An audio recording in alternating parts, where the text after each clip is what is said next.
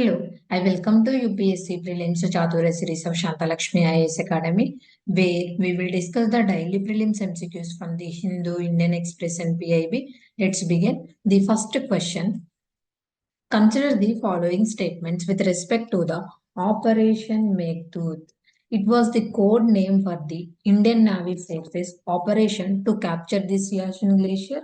The primary objective behind this operation was to preempt the seizure of Siala and Bilafongla passes by the Pakistan Army. Launched on April 13, 1984, this military operation was unique as the first assault launched on the world's highest battlefield.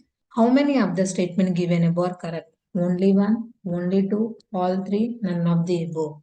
This was in news recently. The Indian Army commemorated the 40 years since Operation Meghdoot began securing the Siachen Glacier. About this, it was the code name for the Indian Armed Forces operation to capture the Siachen Glacier, a strategically crucial region dominating northern Ladakh. Siachen has been a bone of contention between India and Pakistan ever since the Karachi Agreement of 1949, when the area was left undivided due to the hostile terrain and extremely rough weather.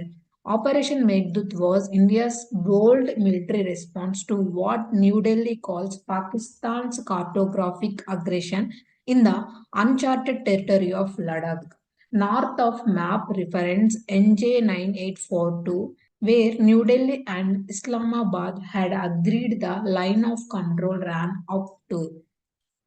Intelligence inputs about impending Pakistan military action prompted India to secure strategic heights on Siachen, deploying troops via airlifts and airdropping supplies to high altitude airfields. The primary objective behind this operation was to preempt the seizure of Siala and Bilafongla passes by the Pakistan Army. Launched on April 13, 1984, this military operation was unique as the first assault launched on the world's highest battlefield. It was launched on the leadership of Lieutenant General Manohar Lal Chibbar and Lieutenant General P.N. Hoon and Major General Shiv Sharma. It is distinguished by being one of the greatest examples of seamless coordination and synergy between the Indian Army and Air Force. The military action resulted in Indian troops gaining control of the entire Siachen Glacier.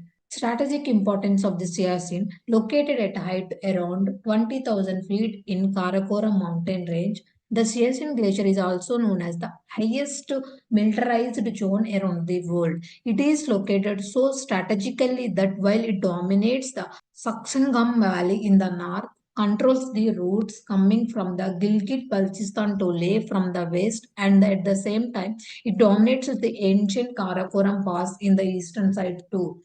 Further, towards the west, it observes nearly the entire of the Gilgit-Baltistan, which too is an Indian territory illegally occupied Pakistan in 1948. So the answer is only 2 because it was the code name for the Indian Air Force's operation to capture the Siachen Glacier, not Indian Navy. Moving to the next question. With reference to the Paharia tribe, consider the following statements. The community name Paharia is believed to have been derived from the word Pahar meaning hills. They live mainly in the states of Jharkhand and West Bengal. There are also scattered groups of them in Uttar Pradesh, Maharashtra and Odisha. Which of the statement given above is not correct? One only, two only, both one and two, neither one or two. Jharkhand's Paharia tribe aims to achieve seed independence by depositing native varieties in community-led banks. About these tribes, the community name Paharia is believed to have been derived from the word Pahar meaning hills. They live mainly in the states of Jharkhand and West Bengal.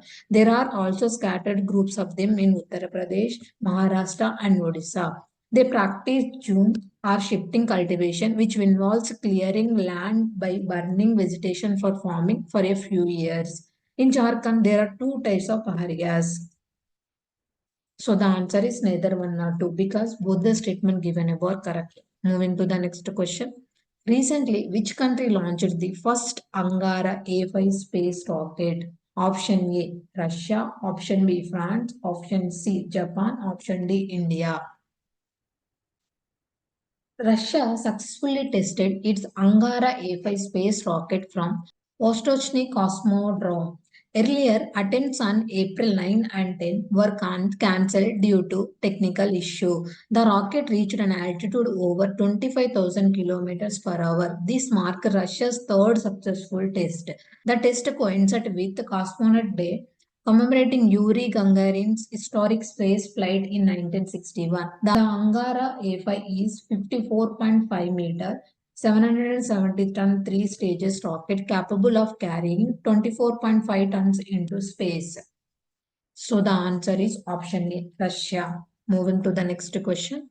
Consider the following statements about Qudsiya Bagh.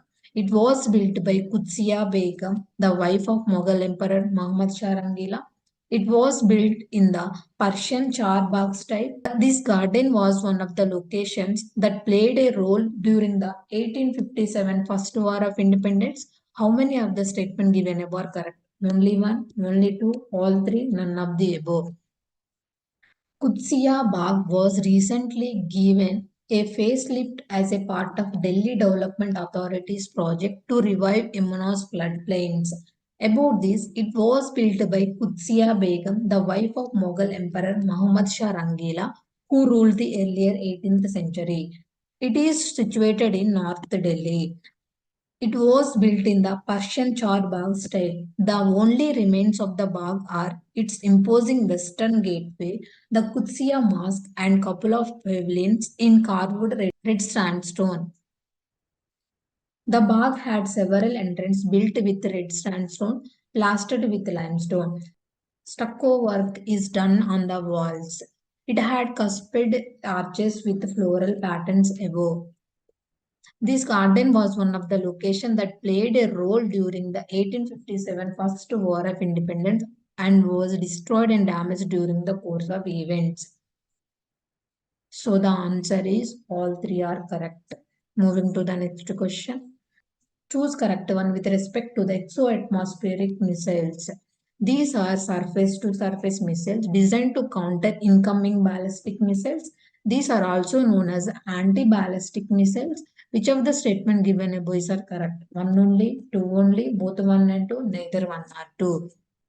Recently, Israel said its air defense system involving exo-atmospheric interceptors destroyed 99% of missiles fired by the Islamic Republic of Iran. About this, these are also known as anti-ballistic missiles.